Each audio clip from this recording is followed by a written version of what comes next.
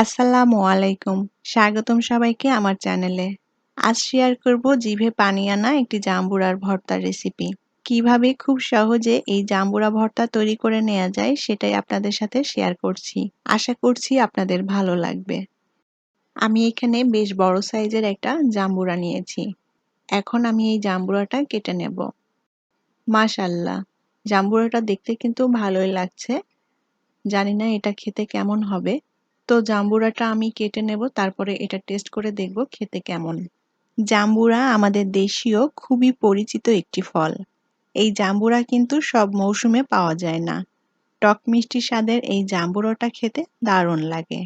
আর এই জাম্বুরার বিভিন্ন পুষ্টিগুণও রয়েছে। জাম্বুরাতে প্রচুর পরিমাণে ভিটামিন সি এবং ভিটামিন বি রয়েছে।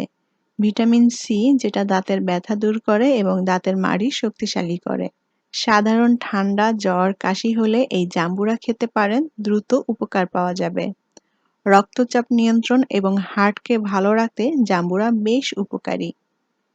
এই জাম্বুরার জুস স্কিন এবং চুলের স্বাস্থ্য ভালো রাখতেও সাহায্য করে। যাদের কোষ্ঠকাঠিন্য রয়েছে তাদের কোষ্ঠকাঠিন্য সারাতেও কিন্তু জাম্বুরা বেশ উপকারী। এছাড়াও জাম্বুরার কিন্তু আরো নানা পুষ্টিগুণ রয়েছে। জাম্বুরাটা কেটে আমি খোসাটা আলাদা করে নিলাম। এখন এই জাম্বুরার দানাগুলোকে বের করে নেব। এটা দেখেই তো আমার জিভে পানি চলে এসেছে। আমি একটু টেস্ট করে দেখব জাম্বুরাটা কেমন, টক না মিষ্টি, আর এটা রসালো কিনা। সত্যি জাম্বুরাটা কিন্তু অনেক রসালো এবং টক মিষ্টি স্বাদের। জাম্বুরার এই দানাগুলো দেখতে অতটা লাল টকটকে না হলেও এটা খেতে বেশ রসালো এবং টেস্টি আছে।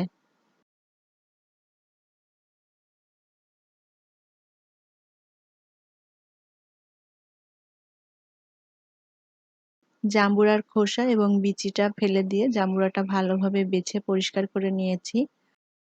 আর আমি এখানে পুরো জাম্বুরাটা নেইনি, কিছুটা রেখে দিয়েছি। এটা আমি এমনিতেই খেয়ে নেব। এটা খুবই টেস্টি এবং রসালো। এখন জাম্বুরার ভর্তাটা তৈরি করে নেব।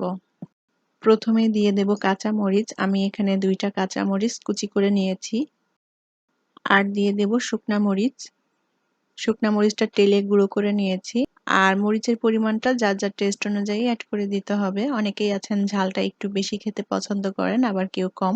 সে অনুযায়ী মরিচের পরিমাণটা অ্যাড করে দিতে হবে।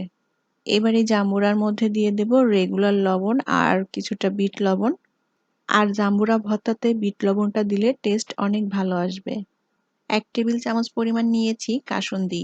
আর কাসুন্দি দিয়ে জাম্বুরা ভর্তা তৈরি করলে কিন্তু খেতে খুবই টেস্টি হয়। তবে এটা যদি কেউ না দিতে চান বাদ দিতে পারেন।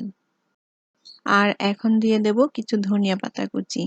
ধনিয়া পাতা কুচিও এখানে অপশনাল, কেউ না দিতে চাইলে বাদ দিতে পারেন। আর এই জাম্বুরা ভর্তাটা বিভিন্ন ভাবেই তৈরি করে, শুধু লবণ এবং মরিচ দিয়েও জাম্বুরা ভর্তাটা তৈরি করে নেওয়া যায়। এখন আলতো হাতে আমি সবকিছু জাম্বুরার সাথে মিশিয়ে নেব। খুব জোরে চেপে মাখানো যাবে না, তাহলে জাম্বুরার রসটা বের হয়ে যাবে। আলতো করে মেখে নিতে হবে। আর মেখে নিলেই জাম্বুরার ভর্তাটা রেডি। প্রচন্ড এই গরমে দুপুরবেলা জাম্বুরার ভর্তাটা খেতে কিন্তু খুবই ভালো লাগে। আশা করি আমার আজকের জাম্বুরার ভর্তাটি আপনাদের ভালো লেগেছে। আমার রেসিপিগুলো যদি আপনাদের ভালো লেগে থাকে তাহলে অবশ্যই চ্যানেলটি সাবস্ক্রাইব করবেন এবং পাশে থাকা ছোট্ট বেল আইকনটি প্রেস করে দিবেন। এতে করে আমি ভিডিও আপলোড করার সাথে সাথে আপনাদের কাছে নোটিফিকেশনটি পৌঁছে যাবে।